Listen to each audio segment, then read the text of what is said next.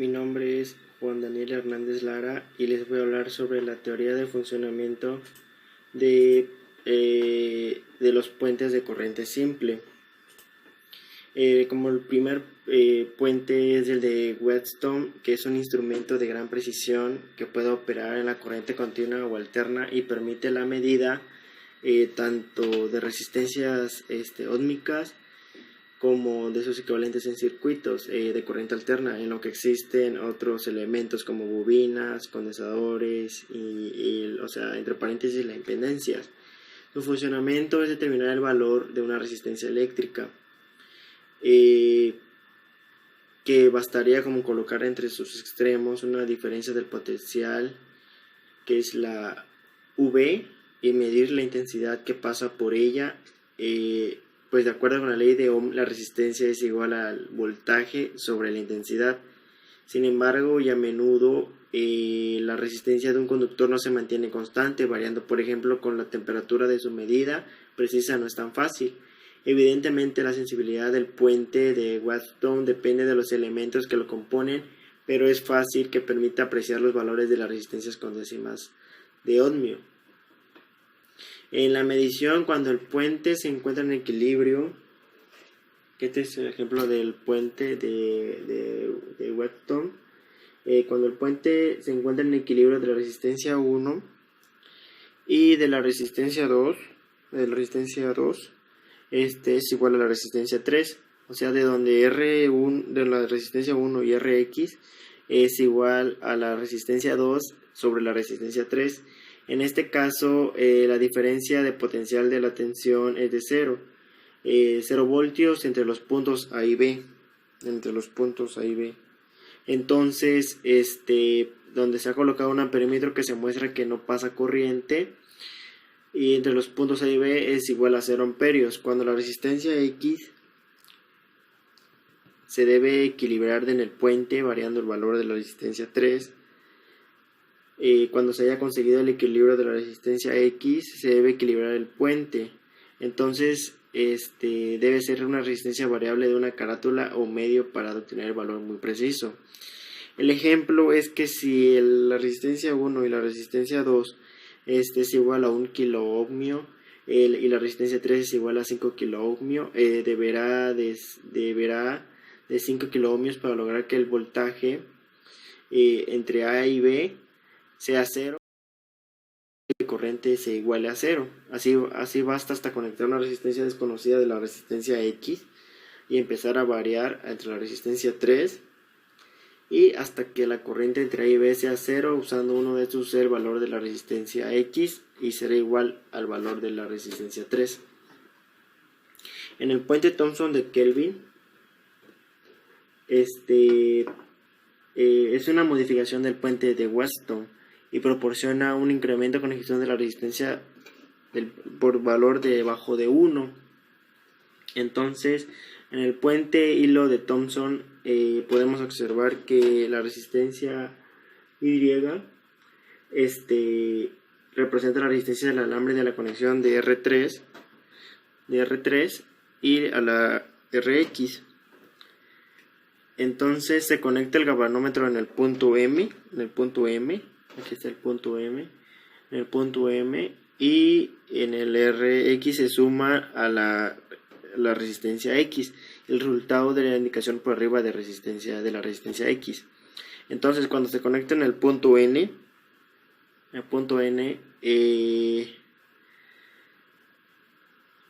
N a P, de N a P y de M a P, se tiene que igualar la razón de los resistores de la resistencia 1 y de la resistencia 2. Como conclusión, esta última ecuación de equilibrio del puente de Wheatstone y se ve en el efecto de la resistencia Y, se elimina conectando el galvanómetro en el punto P, acá. El otro puente, que es el puente doble de Kelvin, el término de doble puente se usa debido a que el círculo que contiene un segundo juego de ramas de la figura, que es este segundo conjunto de ramas marcadas con A y B,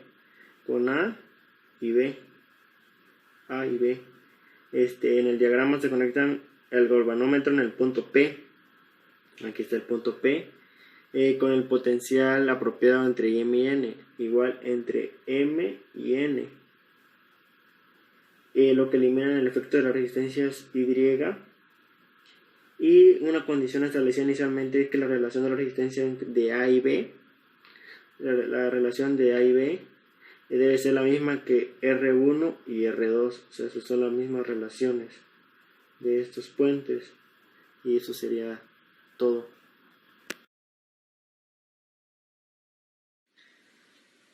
Bueno, yo soy Carlos Eduardo López Gordillo del equipo 1 y voy a hablar de la teoría de funcionamientos de los puentes de corriente alterna para la medición de industrias y capacitores. Puente de medición es más que nada voy a explicar lo que quiere decir lo que es un puente, y un puente de medición es una configuración de circuitos que permite ciertos parámetros de forma indirecta a través de un detector donde la corriente es cero. Y ahorita pues voy a hablar principalmente del puente de Maxwell. Compara una inductancia con un capacitor.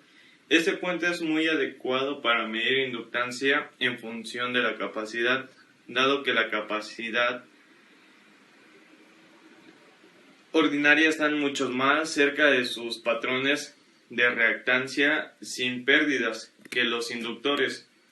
Este puente es conveniente para la medición de inductancia de cualquier magnitud, y aquí traigo un pequeño diagrama o un puente de Maxwell donde pues él es donde pone según es su puente de Maxwell, que nos ayuda a medir la corriente.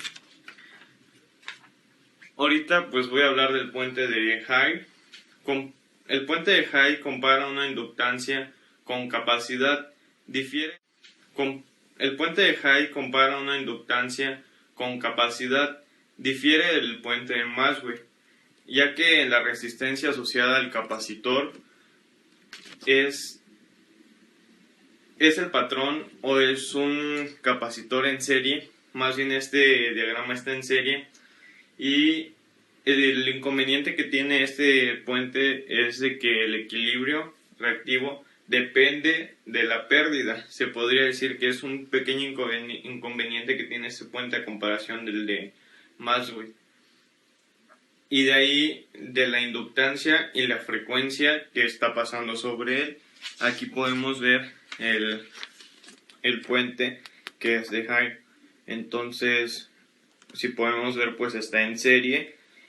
Y ahorita pues voy a explicar el puente de Shearing. Se usa mucho para medir capacidad y el factor de potencia de los capacitores.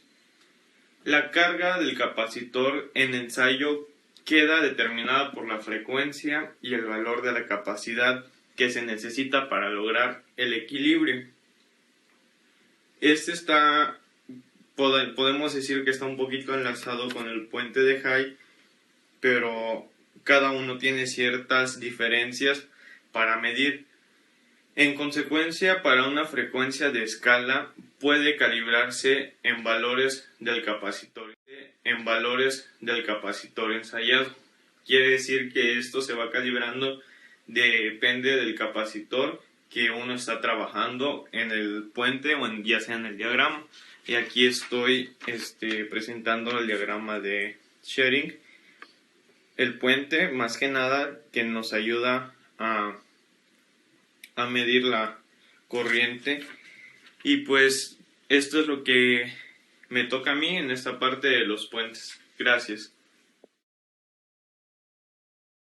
Mi nombre es Juan Daniel Hernández Lara y le voy a hablar sobre las mediciones de impedancia. ¿Qué es la impedancia? La impedancia está representada con el símbolo Z y se mide en ohmios. Puede medir la impedancia en cualquier componente o circuito eléctrico. El resultado te dirá cuánto resiste el circuito, el flujo de electrones, o sea, la corriente. Existen dos efectos diferentes que desaceleran la corriente, ambos contribuyen a la impedancia.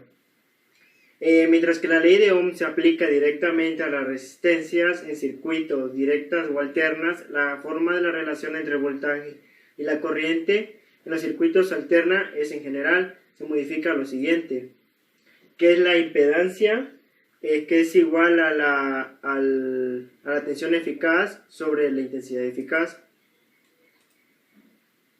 La impedancia tiene unidades de ohmios, o sea, los ohms, y es la suma de componente resistiva debido a las resistencias y una componente reactiva debido a las bobinas y los condensadores. Lo que es aquí de la impedancia, que es igual a la raíz de la resistencia al cuadrado más la reactancia al cuadrado. La reactancia capacitativa es igual a 1 sobre 2pi sobre la capacitativa, y la reactancia inductiva, que es 2pi sobre la inducción de contactos. En la impedancia también puede representarse como la suma de una parte real y una parte imaginaria, que es la impedancia y que es igual a la resistencia más la reactancia. Por otra parte, al medir la impedancia y la admitancia, existen diversas fuentes de error, en general asociadas al modelo del componente, la matriz de test, los valores verdaderos, efectivo e indicado, y el instrumento de medida, errores de medida. En los planos de medida de la impedancia y de la admitancia, en ellas se aprecian los distintos modelos y los ángulos que determinan la desviación del componente respecto del modelo resistivo y conducción puro. En el radio del vector asociado a un componente ideal coincide con la dirección de un eje. Si consideramos el plano de la impedancia a la parte real de la impedancia, es la resistencia y la imaginaria que se denomina la reactancia. En los condensadores reales se encuentra normalmente en el cuadrante inferior, mientras que las bobinas en el cuadrante superior. Los condensadores ideales se encuentran en el semieje imaginario negativo y las bobinas ideales en el semieje imaginario negativo. Acá está el ejemplo del capacitivo y del inductivo, que es el menos y más, y la línea imaginaria de la impedancia, y lo mismo pasa con la reactancia del conductivo puro. En los modelos reales de componente, los medidores de impedancia a menudo pueden calcular lo que es el equivalente a series de resistencia de un componente. En efecto, por ilustrar, en el caso de lo que consideremos en primer lugar el modelo equivalente de una resistencia de carbón en ella. En el parámetro C, que es la capacidad de carbón en ella, la resistencia, que es la R, y la L de elección de contactos. Aquí está el ejemplo, que es la inducción, la L de inducción de contactos, la C, que es el carbón, y la R, que es la resistencia, que es el modelo de la resistencia del carbón. La impedancia está, de esta asociación resulta la impedancia, que es igual a la resistencia sobre 1 más W al cuadrado más la capacitancia al cuadrado de la resistencia al cuadrado más la inducción de contactos menos la resistencia al cuadrado de la capacitancia sobre 1 más W al cuadrado de la capacitancia al cuadrado de la resistencia al cuadrado, que es igual a lo equivalente de la resistencia, a lo equivalente de la serie de resistencia más la reactancia. Gracias. Es Gambo Gutiérrez Adaín. Hoy hablaré sobre la prueba de dispositivos semiconductores. Las fallas más comunes en un circuito o un proyecto son causados por muchos motivos, pero en ocasiones solo se debe a la ruptura interna de un componente o a su mal funcionamiento. Debido a esto es muy importante entender cómo funcionan los elementos que usaremos y cómo se realizan pruebas para verificar un buen funcionamiento. Los dispositivos semiconductores pueden ser definidos como la mezcla de un conductor y un aislante.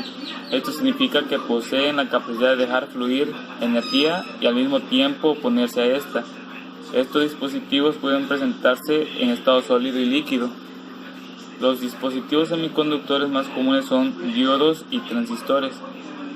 Cuando se le induce una corriente eléctrica a un diodo, este permite que ésta pase a través de él por un sentido.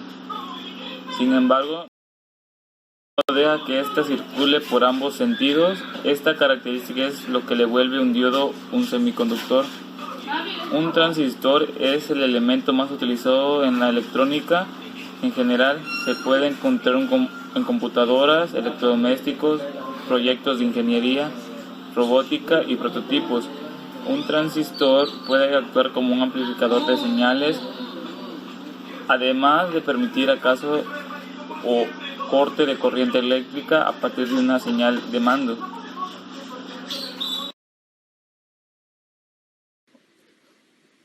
Soy Carlos Eduardo López Gordillo y voy a hablar de la medición de factor de potencia.